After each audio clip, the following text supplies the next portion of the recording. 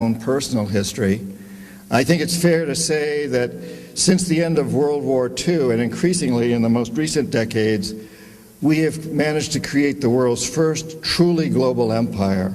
And it's the first empire that's been created primarily without the military. It's been created by economic hitmen, by people like what I once was.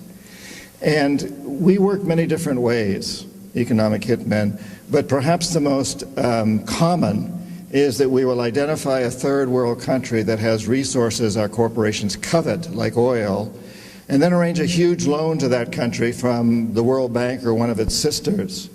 But the money never goes to the country. Instead, it goes to our big corporations to build infrastructure projects, power plants, highways, industrial parks, things that benefit a few very rich people in that country, as well as our own corporations, but don't help the majority of the people who are too poor to buy electricity, don't have the skills to get jobs in industrial parks, don't own cars to drive on the highways.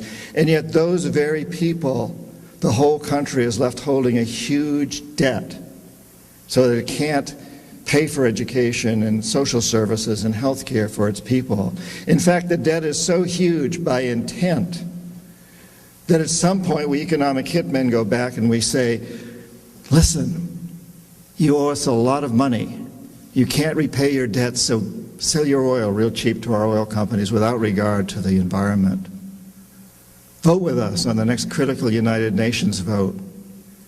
Send troops in support of ours to some place in the world like Iraq. And in that way, we've created this empire.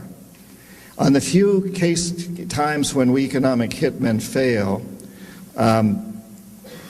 as I talk about in the books, as I failed in Ecuador with Jaime Roldos and in Panama with Omar Torrijos, then the jackals go in. And these are men, maybe a few women, who overthrow governments or assassinate their leaders.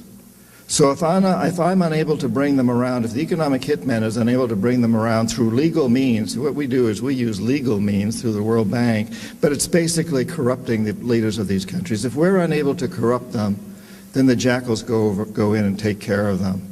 So when I failed with Jaime Roldos in Ecuador and Omar Torrijos in Panama, the jackals assassinated them.